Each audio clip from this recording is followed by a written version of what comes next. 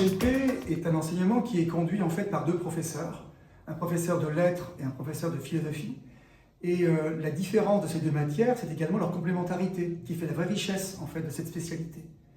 L'approche littéraire, qui forme la sensibilité, l'approche philosophique, qui apprend l'analyse conceptuelle, et les deux disciplines qui sont au service d'une meilleure maîtrise des compétences de rédaction et d'argumentation, aussi bien à l'écrit qu'à l'oral.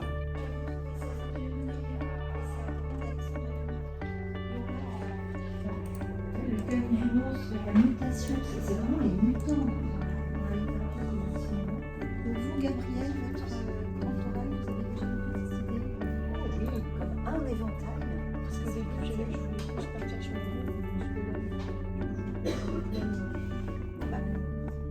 la sensibilité. La spécialité HLP est une spécialité très intéressante pour pouvoir renforcer la maîtrise de l'écrit dans toutes ses dimensions. Évidemment pour la classe de première, en lien avec le bac de français et la construction des compétences de commentaires et d'analyse de texte pour le bac de français, mais évidemment également pour la terminale et pour le post-bac. Si je prends la parole aujourd'hui, ce n'est pas pour parler plus fort que les autres, pour en protéger, pour en respecter. Il faudrait que tu fasses un peu plus de gestes. Pour moi, HLP, c'est vraiment une spécialité qui paraissait très intéressante. Ça permet de suivre, de poursuivre dans le français, d'étudier des textes, d'étayer un peu le côté littéraire. En plus avec l'apport de la philosophie, donc une matière totalement nouvelle pour moi, en tout cas en première. Des réflexions un peu plus profondes, des aspects de la littérature qu'on ne voit pas forcément en tronc commun. On a pu le voir aussi quand on a étudié les pouvoirs de la parole, donc le premier chapitre de première. Les victimes sont soumises à des insultes, des menaces, des moqueries ou même des intimidations.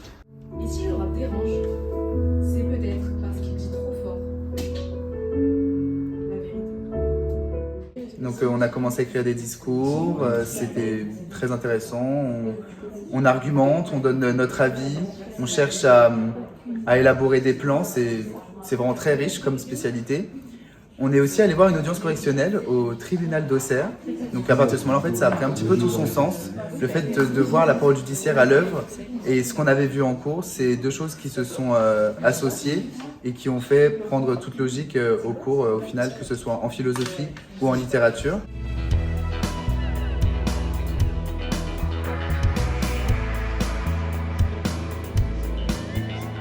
Moi, ce que j'apprécie vraiment dans cette spécialité HLP, c'est qu'elle a une dimension chronologique.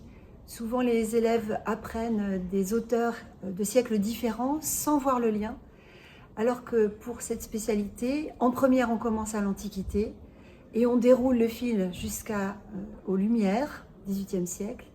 Et en terminale, quand on récupère les élèves en début d'année, on commence avec le romantisme et on arrive sur la deuxième partie de l'année, le second semestre, à l'époque contemporaine. Et donc, ça nous permet vraiment d'aborder l'histoire des idées dans sa totalité et d'aborder en terminale en particulier des problématiques philosophiques, mais aussi liées à l'écologie, à l'intelligence artificielle, aux robots, au progrès technique. Et là, vraiment, on est en prise directe avec l'actualité.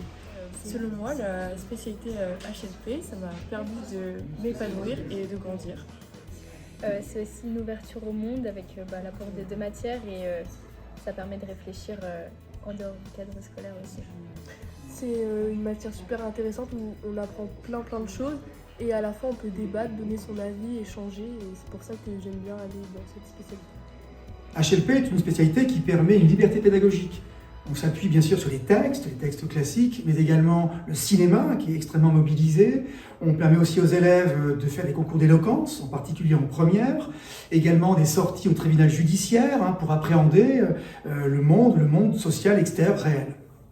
Oui, et le retour que nous avons des étudiants ou des jeunes qui sont maintenant dans la vie active est vraiment très positif parce qu'ils sont formés à l'oralité dans tous les métiers, par exemple du droit, comme avocat, mais aussi en sciences humaines, si on fait des cours, des études de psychologie, et même dans le commerce, où on constate que nos jeunes, ils nous disent qu'ils ont une pensée qui est très organisée, et cette pensée très organisée leur permet de bien s'orienter dans le monde du travail.